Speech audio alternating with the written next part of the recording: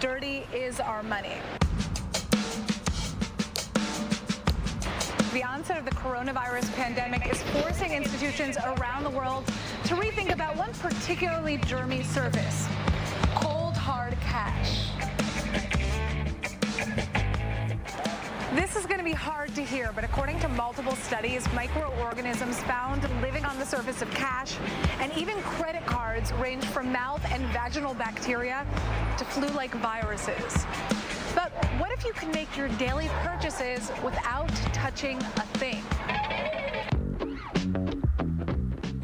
Welcome to Sweden, where thousands of people are inserting tiny microchips under their skin so that they no longer have to carry cash, IDs, gym passes, and key cards to get into work. I have 2 microchip implants, one on the right and one on the left. I got the micro implants because I wanted to be part of the future. I don't need keys, so I'm able to actually open the doors with my hands. These tiny chips are about the size of a grain of rice, and they're implanted into the back of the hand with a syringe. And so far, about 3,000 Swedes have gotten them implemented. So in Sweden, you can actually use it to put your train tickets inside. You can actually use it with Scandinavia's biggest gym chain, so you don't actually need to show your membership card. I use it personally as a business card, so you can actually put your phone on my hand and then my LinkedIn pops up. So who's behind this technology? This is Hans Seppienshowblad, and he's the CEO and co-founder of Disruptive Subdermals. They're one of the leading companies when it comes to developing microchip technologies. I first encountered chip implants for humans almost 10 years ago. I felt that this is a very interesting technology that we could potentially do some awesome things with. So I bought a bunch online, got together a bunch of friends, and we had our first chip implant party. The number one reason for getting an implant is simply convenience. It allows you to eliminate some of the clutter in your life. Implants can also be used for making payments. For example, here at Epicenter in Stockholm, we use our implants in different vending machines, buying snacks and candy and juices whenever we feel like it. Microchips may sound too futuristic for you, but Sweden is expected to be the world's first cashless economy by March of 2023. But now, microchips could be used for more than just convenience. They have the potential to change healthcare and the way governments are handling the coronavirus crisis. I am convinced that smart implants will provide a marvelous value to people who suffer from different health conditions and need to be able to log their vital parameters on a regular basis.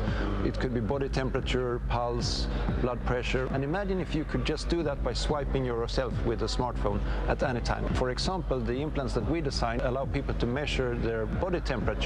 Has some very interesting applications to see how fever is spreading in the population, and I think that we will really need those tools to not least understand the ongoing pandemic, but in particular to be able to spot future pandemics at an early stage. But how safe is your data in a body chip? So I'm not particularly concerned about the hacking dimension of implants, because ultimately the processing of data doesn't happen in the implant. It's simply a sensor platform. All the processing happens in the smartphone. That's where the data is analyzed and where it's packaged and presented. Cybertech experts still cite potential issues with data handling. If data isn't secure, others can access your info. And once it's out there, it's hard to get back. And in some cases, users could even be giving their data away without even realizing it in the terms and conditions that they sign on their smartphones. But with the way technology is headed, we could see a future where microchip implanting becomes the norm.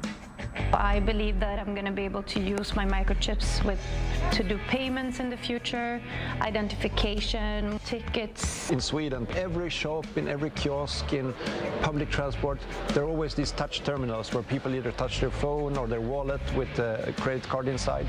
So this means that the infrastructure for making payments also with an implant are already there.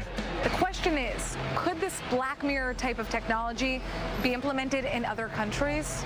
Hans' ultimate vision is to take health microchips to developing countries where healthcare systems are less developed, so that people in remote areas with limited access to hospital facilities could just send their health information to doctors around the world to receive diagnosis. But until that technology is fully developed, would you be willing to get a microchip?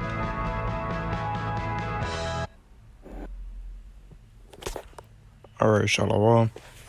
First and foremost, I want to give all honor and praises unto Yahweh Bashim Yahushai, Bashim Kakadash. Double honors to the elders and the apostles of Great Millstone, who taught us the truth, and peace and blessings unto the elect of Israel. This is a YouTube video showing you that the RFID chip is indeed the mark of the beast. Alright, they're showing you in Sweden that the majority of the people over there has that microchip. They're using it for their identification,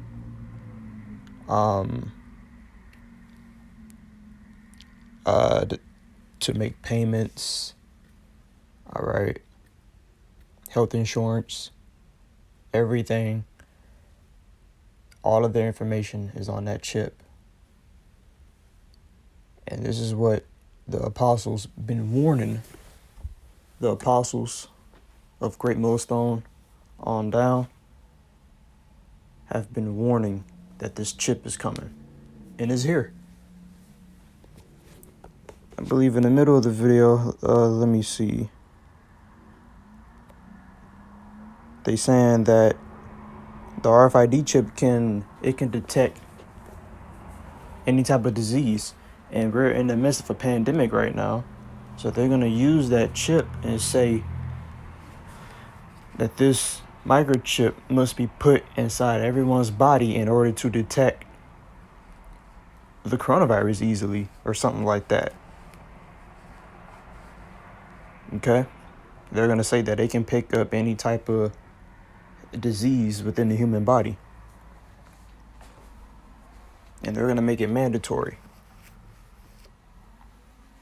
Okay, that chip is the new banking system, and they're gonna make that mandatory. This is Revelation chapter 13 and verse 16. I'm not gonna make this too long of a video. It's just a little report. So Revelation 13 and verse 16, and he causeth all, both small and great, rich and poor, free and bond. And in the video, they were showing like the poor communities of like Africa, and they were saying that people who don't have the ability to go to a hospital, they were talking about pushing this chip out there, and they were in a rural, poor area of Africa somewhere, and they were testing the vaccine. More than likely, they were chipping people over there. All right, just to speed up the process, because that's all Esau plan is to do, is to microchip everybody and to have complete control over them. All right. And he causeth all, both small and great, rich and poor, free and bond, to receive a mark in their right hand or in their foreheads. It don't matter if you're free, if you're in prison, if you're in the military, they will chip you. If you're rich, you're poor, you're a celebrity, you are a known person that makes a lot of money, they will put a chip in you. Okay.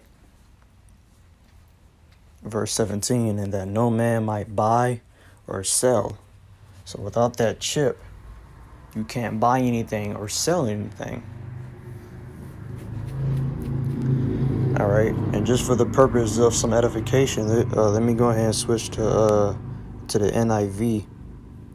What was that, 17? Yep, verse 17 right here. So that they could not buy or sell unless they had the mark. All right, and that's exactly what it means. If you don't have that chip, you're not able to buy anything nor sell anything. you're not able to make any type of purchases. That's what they showed you in the video that was based on in Sweden. They were making payments, like putting the phone over the hand of somebody who had the chip, putting it up to a vending machine. All right. And that no man might buy or sell, save he that had the mark or the name of the beast or the number of his name. Here is wisdom.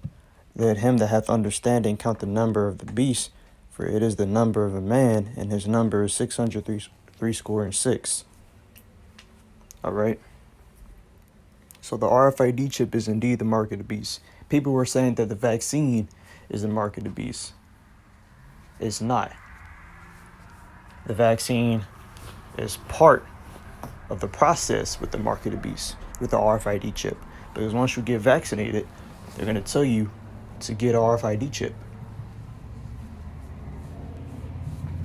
All right. So refuse the RFID chip. They will make it mandatory. And trust in Yahweh Bashim Yahushai, because they are about to make everything cashless. It's going to be a cashless society here in America, just like how it is in Sweden. And it's going to be worldwide. It's going to be cashless everywhere.